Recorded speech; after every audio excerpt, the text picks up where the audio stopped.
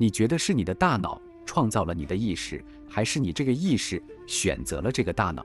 如今的人类能上天入地，能用公式计算出宇宙138亿岁，能用仪器看到组成万物的原子，但是却唯独对自己脑子里的意识知之甚少。而这个能让你哭，让你笑，能思考你是谁的终极谜团，我们至今束手无策。接下来的30分钟，请给你的大脑系好安全带，我将带你穿越最前沿的科学和烧脑的哲学世界，来挑战被称作两暗一黑三起源里最神秘的意识起源。大家普遍认为意识起源于大脑，这个观点在神经科学专家中广为流传，且有充分的理由支持。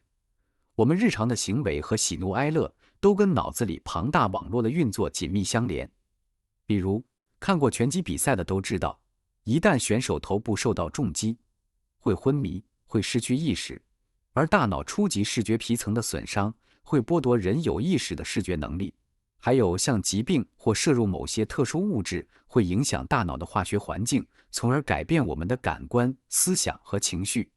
在医学上，医生也常常使用特定药物来调节病人的情绪。简单来说，正常情况下，意识的状态似乎在很大程度上依赖于大脑，但这样就断定是大脑产生了意识，可能也并不准确。打个比方来说，你从空调中感受到的凉风，并不是空调本身产生的，它只是吸入外部空气，然后通过压缩机制冷却来的。再比如，水管水龙头不创造水，它只负责传送和控制水流。当我们拉开窗帘，日光涌入房间，但窗帘本身并不产生光，它只是允许光线进入。这些比喻在19世纪末期是非常有启发性的。当时，包括威廉·詹姆斯、弗雷德里克·迈尔斯、席勒和柏格森在内的一批思想家就挑战了那个时代流行的生理学简化论，提出了一种关于大脑在意识中角色的替代观点。他们引入了所谓的过滤或传输理论，简称过滤理论。在这个模型中，大脑至关重要，但它不是产生意识，而是接入一个预先存在的意识状态。大脑更像一个功能性的过滤、传输、允许、引导、选择、提取、限制、控制、塑造、改变，而不是从无到有的创造意识。过滤理论的支持者认为，我们的日常意识是由一个隐藏的意识领域或源泉支撑的。这一观点出现在一个高度关注潜意识心智的时代，比如生理学家 W.B. 卡彭特，严格从生理学角度看待潜意识心理过程，称之为无意识脑力活动。而另一些人，像詹姆斯、迈尔斯、皮埃尔、雅内等人，则更进一步，将双重或多重人格视为与我们主要意识并存的隐藏的意识状态的标志。他们提出的域下或跨元意识概念，就是为了阐明一系列神秘现象，包括梦游、歇斯底里以及记忆、创造力、通灵事件和神秘体验。你可能会觉得，这个所谓的域下意识应该只存在于每个人的大脑内部吧？但有些证据，比如像心灵感应、千里眼这些所谓的通灵能力，似乎在暗示它的范围可能要宽广得多，甚至能超越个体，触及更广阔的领域。所以，一位叫爱德华 ·F. 凯利的学者又创造了一个专门的术语，叫做 ROSTA， 意思是对域下和超个人资源的共振开放。而威廉·詹姆斯更是把这个未知的意识领域称为意识的母海。多年以后，作家阿道斯·赫胥黎，也就是写《美丽新世界》的那位，在他对特殊精神活性物质进行亲身体验后，在他的著作《众妙之门》里，则把它称作大心智。在过滤理论的框架下，我们日常的清醒意识其实是通过我们身体的物理限制，也就是我们的大脑和神经系统，从那个更深、更广阔的潜意识海洋中过滤出来的。赫胥黎打了一个更形象的比方，他说，大脑和神经系统就像一个减压阀，把浩瀚的大心智变成一股我们能够处理的细微的溪流。那这个筛选过程遵循什么原则呢？主要是由我们最基本的生存需求和实用性来决定的。通常，只有那些对我们活下去有直接好处的信息才会被选中。为了提高效率，我们的感知能力通常会被收窄和集中。这个过滤过程也像是一种保护机制，因为如果海量的信息一下子涌进来，我们可能会被冲垮。但如果这个过滤器的正常工作状态发生了改变，比如通过冥想让大脑安静下来，或者在经历巨大创伤，甚至是在严格控制的医疗研究中，受到某些神经调节药物影响的时候，那些原本被挡在外面的信息就可能涌入我们的意识。这也就解释了为什么人在某些特殊状态下会产生各种非凡的，甚至是超验的体验。当然，过滤理论的先驱们也承认，他们用了很多的比喻，理论里缺乏具体的运作细节。他们的目标只是想提出一种不同于大脑直接创造意识的新的可能性。在当时，詹姆斯把它放在新物二元论的背景下讨论，但他本人对其他形而上学的框架，比如唯心主义和中立一元论，也持开放态度。这些理论或许能绕开那个棘手的新物问题，也就是物质的大脑如何与非物质的意识相互作用。另一位哲学家柏格森也沿着这条路进行了探索。在他的著作《物质与记忆》里，他将过滤理论应用到正常的感知和记忆，甚至是濒死体验中的生命回顾现象。他的哲学基础可以被称为中立一元论，认为宇宙最基本的成分既不是心灵，也不是物质，而是中立的图像。我们的大脑、身体乃至整个宇宙都是由这些中立的图像构成的，而我们的感知就是从无数图像中进行选择的过程。直到今天，过滤理论依然有很强的现实意义。它像一个思想工具，时刻提醒我们不要简单地认为大脑就是意识的全部答案。而最近，随着神经药理学的发展，以及对特定精神活性物质研究的复兴，这个古老的理论又焕发了新的生机。一个关于这类药物如何作用的现代解释叫做 Rebus 理论，意思是松弛信念下的神经活动。他认为某些药物能让大脑里那些根深蒂固的高级信念，比如自我的观念变得松动，从而让底层的信息，比如情绪，能够涌现出来。这个说法和早期的过滤理论在概念上有些不谋而合。然而 Rebus 理论和我们前面提到的过滤理论有本质区别。它和赫胥黎那个包含减压阀和广阔大心智的 Rosta 概念并不一致。Rebus 理论并没有明确设计一个超越个体大脑的更广阔的潜意识领域，所以 Rebus 理论是否能完全解释由这些药物引发的所有体验，包括那些神秘的濒死般的体验，甚至超心理学事件，这本身还是一个有争议的话题。要想解释这些，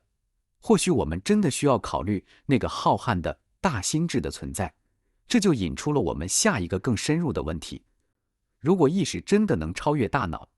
那它究竟如何存在呢？我们的直觉往往会误导我们。现在，我们来审视一下我们关于意识的直觉。你可能会发现，很多你觉得理所应当的事情，其实根本站不住脚。比如这个问题：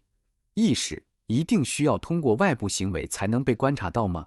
答案是否定的。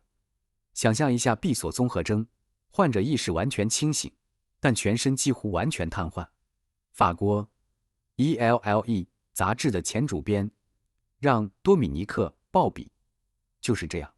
他全身只有左眼能动，就是靠着眨眼写出了一本震撼世界的书《潜水钟与蝴蝶》。他为此眨了大约20万次眼睛。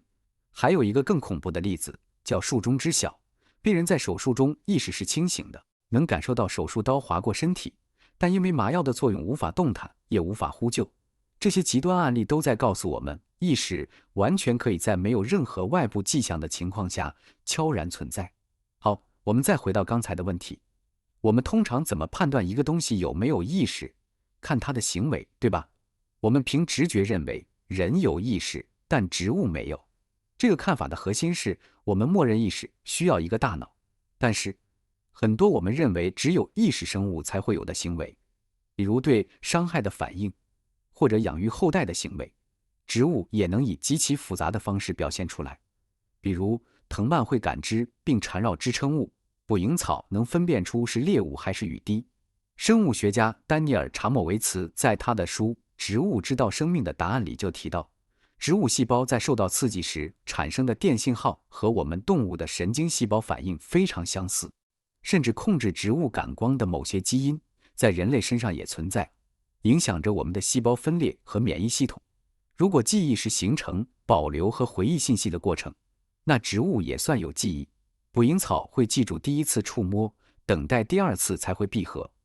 小麦会记住冬天的寒冷，春天才能开花，甚至还有跨代记忆。受过胁迫的植物，它们的后代天生就更能抵抗类似的压力。生态学家苏珊娜·希马德的研究更颠覆，她发现了森林里的菌根网络，地下庞大的真菌系统像一个地球的自然互联网一样，让树木互相传递养分和信息。母树甚至能识别并优先照顾自己的孩子。但问题来了，即便植物有如此复杂的行为和交流，我们就说它有意识吗？恐怕不行。至少，它们没有我们所说的那种主观体验。同样，一个能安慰你的高级 AI， 或者一个能预测你需求的算法，它也只是在执行复杂的程序，而不是真的感受到了什么。这就引出了一个核心困境：我们到底该如何区分真实的意识体验和高级的无意识模拟？答案是，我们区分不了，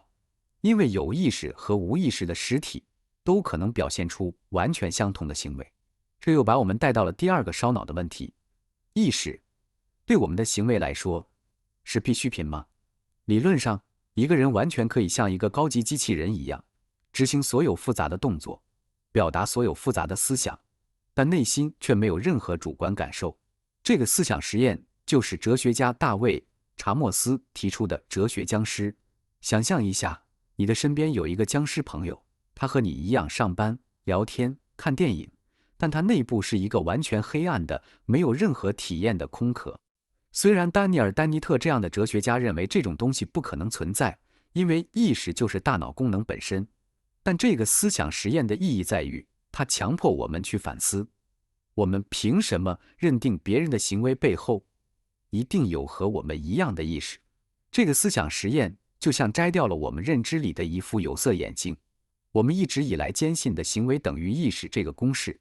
可能从一开始就是个站不住脚的假设，它让我们不得不以一个更开放、更谦卑的视角去重新审视人类和自然界中所有关于意识的现象。这就自然地引出了我们的第三个问题：意识的存在是否必须依赖一个自我？我们通常感觉，我是那个在头脑里发号施令、感知世界的主体。这种感觉如此真实，以至于很多科学和哲学理论都默认了它的存在。但这也可能是一个巨大的误解。这个我，并不是你肉体的自我，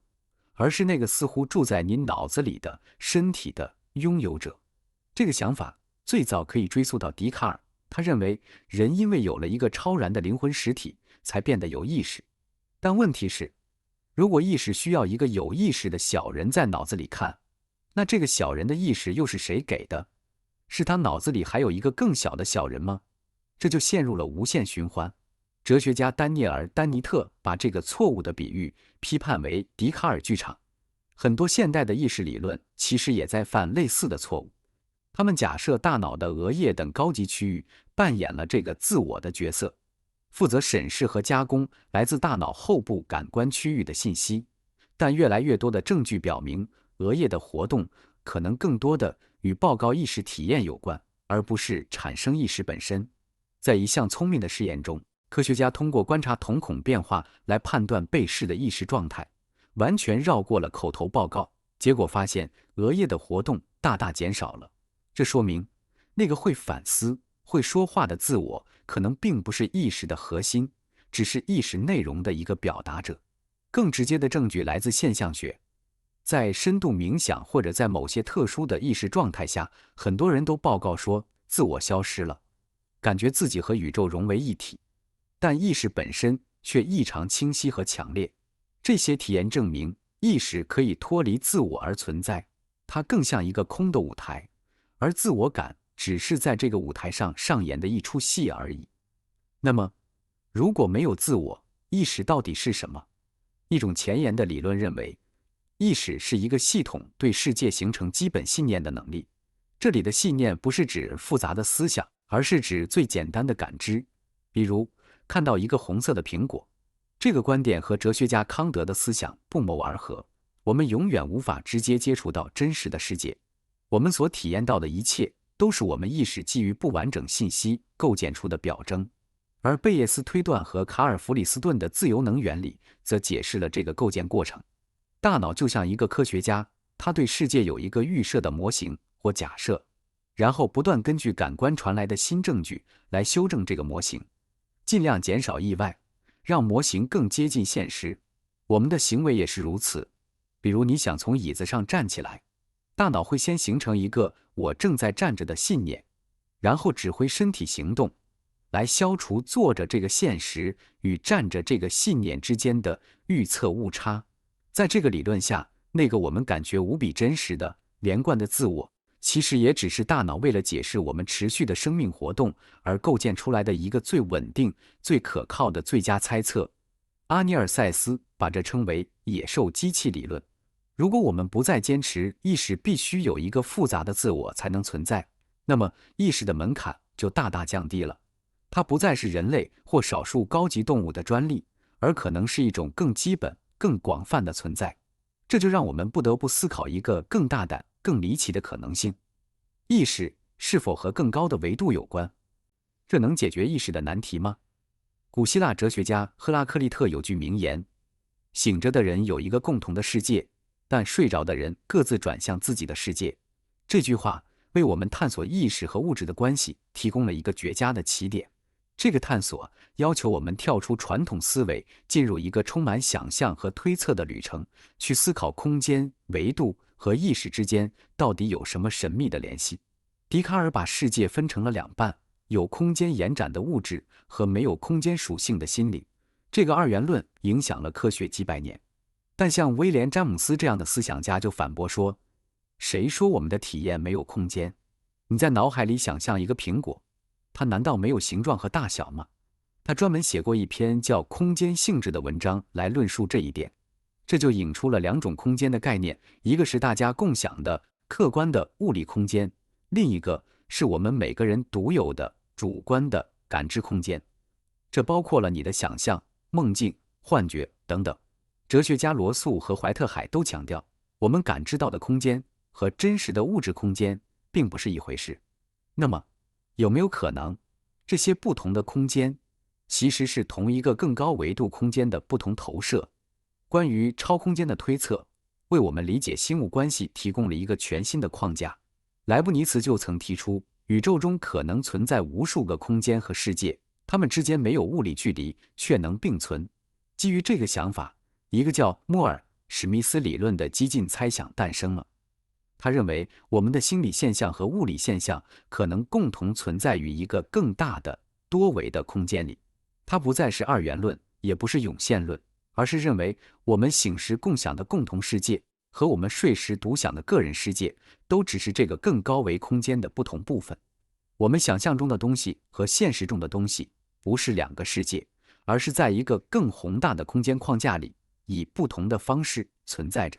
这个脑洞大开的旅程让我们不得不重新思考现实的本质。通过把视野扩展到我们无法直接感知的更高维度，我们或许能找到解开意识这个宇宙终极谜题的钥匙。它暗示着一个可能性：在我们宇宙的深层结构里，心灵和物质的界限可能根本就不存在。说到宇宙的深层结构，这就不能不提量子力学。那么，意识会不会就是量子力学里最神秘的那个现象？波函数的坍缩。关于意识，观点千差万别。有人认为意识是宇宙的根本，物质世界只是意识投下的幻影；也有人认为意识本身才是幻影，它只是大脑神经活动的副产品，一个没有自由意志的无助的旁观者。这是 T.H. 赫胥黎的观点。还有一种流行的比喻，就是把大脑看作一台电脑。从古代把记忆比作蜡板上的印记，到今天把大脑比作数字网络，我们总喜欢用当时最先进的技术来理解自己。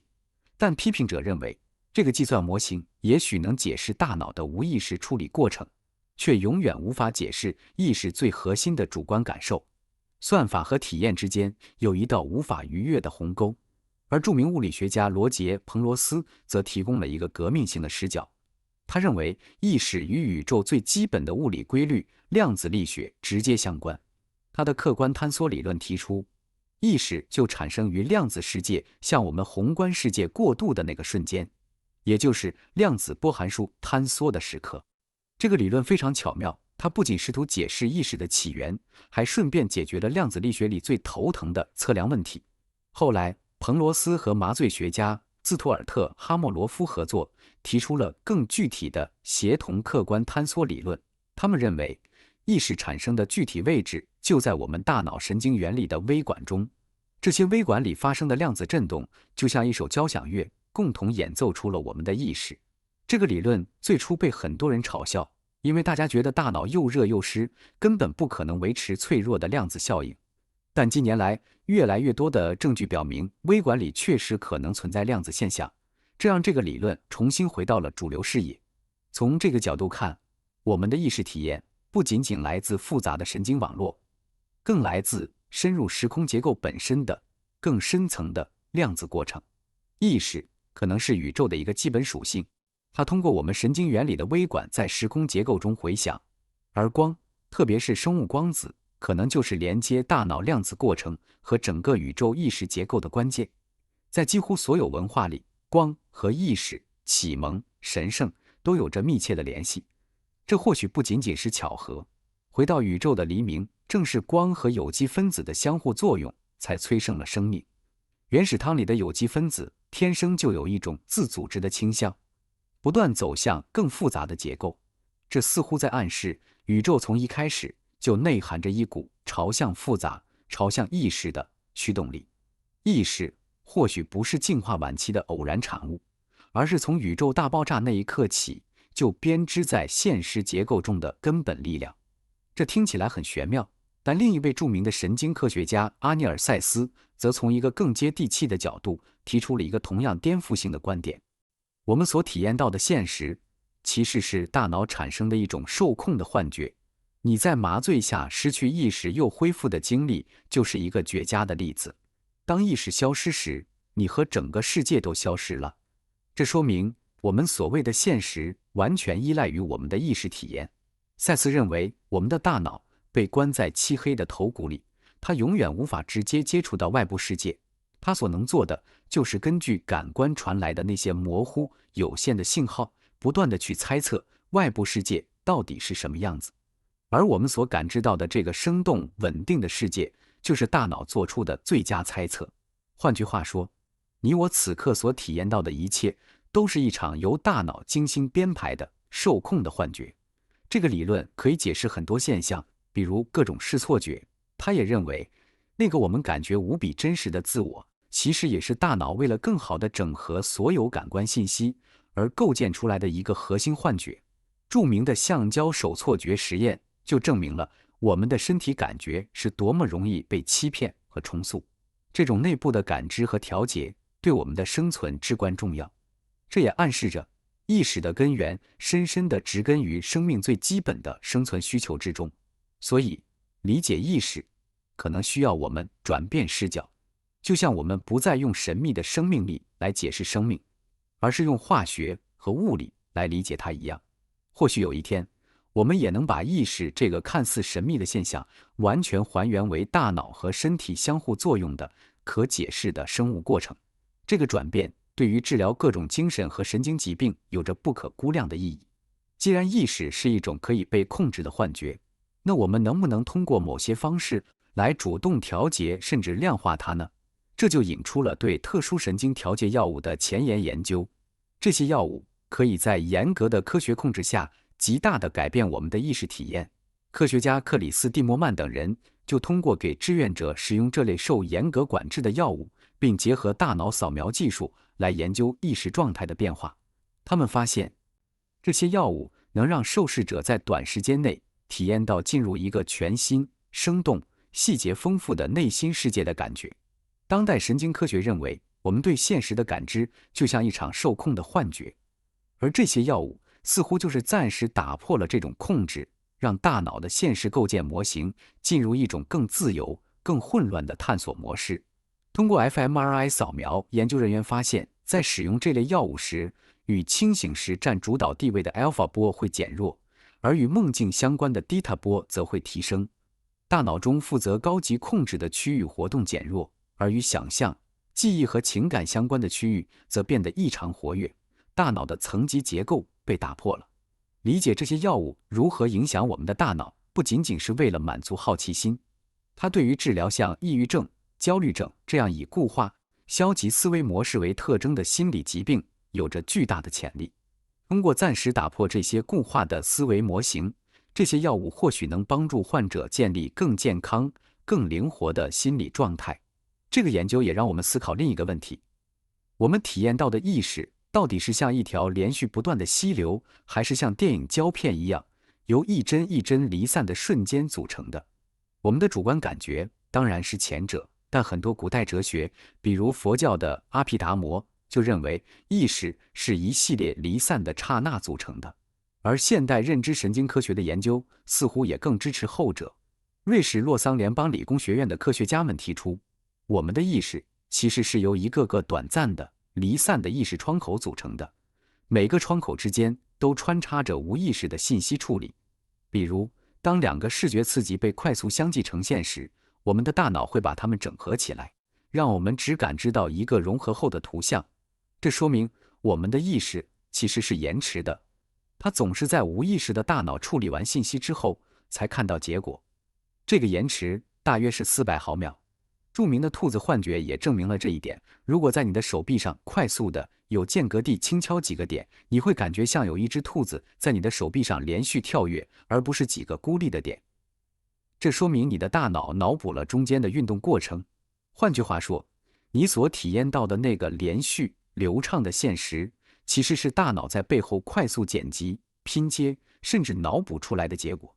这个间歇性的意识模型不仅解释了我们为什么能对快速变化的环境做出反应，也揭示了我们体验世界的根本机制。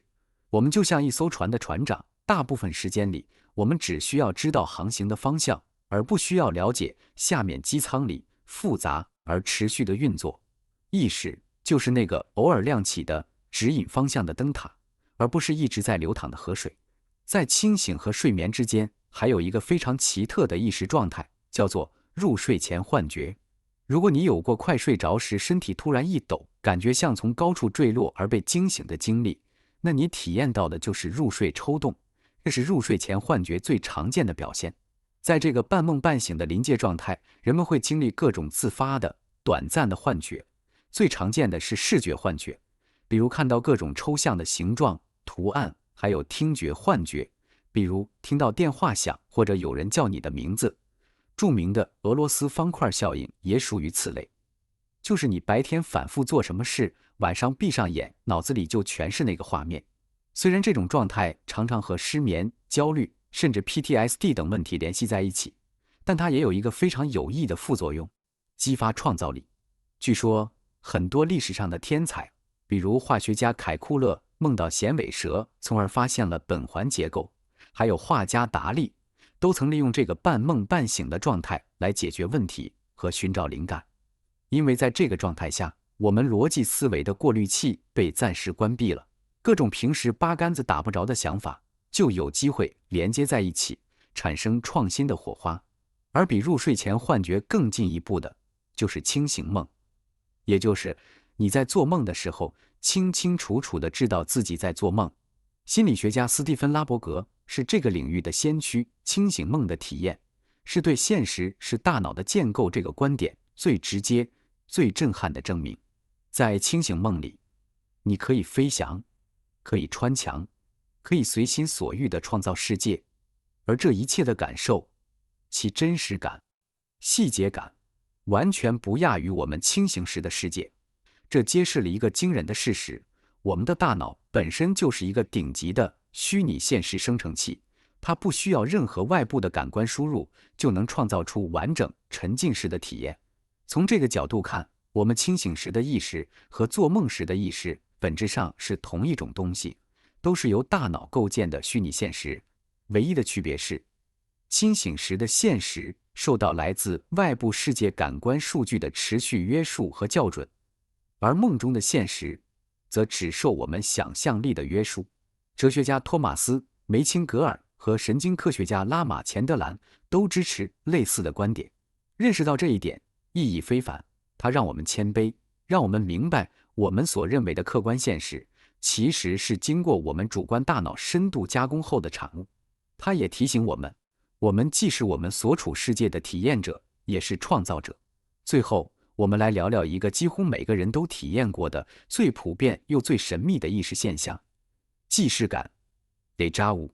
那种感觉非常奇特，你明明第一次来到一个地方，或者第一次经历一件事，但你的内心深处却有一个强烈的声音告诉你，这一切我经历过。这种感觉转瞬即逝，却又无比强烈，让人困惑又着迷。研究者亚瑟·芬克豪泽将它细分为3种：已经历过，就是你感觉正在重温一个详细的时刻；已经感觉到是对一个想法或感觉的熟悉感；以及已经访问过，对一个从未去过的地方感到异常熟悉。关于既视感的解释有很多，神经科学的理论认为它可能是大脑记忆系统的一个小故障，比如处理短期记忆和长期记忆的脑区之间出现了瞬间的串线，导致新的信息被错误地打上了旧记忆的标签，或者我们的一只眼睛比另一只眼睛快了几毫秒看到信息，当另一只眼的信息传来时，大脑就把它误认为是重播。当然，还有一些更大胆的猜测，比如平行宇宙理论或者精神分析认为这是潜意识愿望的达成，这些都还只是假说。既视感的有趣之处在于，它让我们短暂地瞥见了自己意识和记忆的运作机制。在那个瞬间，我们仿佛成了自己心智的旁观者，清晰地意识到现在的体验和过去的感觉之间发生了混淆。从大脑是意识的创造者还是过滤器，到意识是否需要自我，再到现实是不是一场幻觉，我们穿越了神经科学、量子物理、哲学和心理学的广阔领域。我们发现，我们对意识的探索就像是在一个黑暗的房间里，试图用一把手电筒去照亮手电筒本身。我们用来探索意识的工具就是意识本身。这也许就是为什么意识会成为科学最后的疆域，成为那个最神秘、最难以捉摸的终极谜团。那么，回到我们最初的那个问题，你觉得是你的大脑创造了你的意识，还是你这个意识选择了这个大脑？或许看完这个视频，你已经有了新的答案。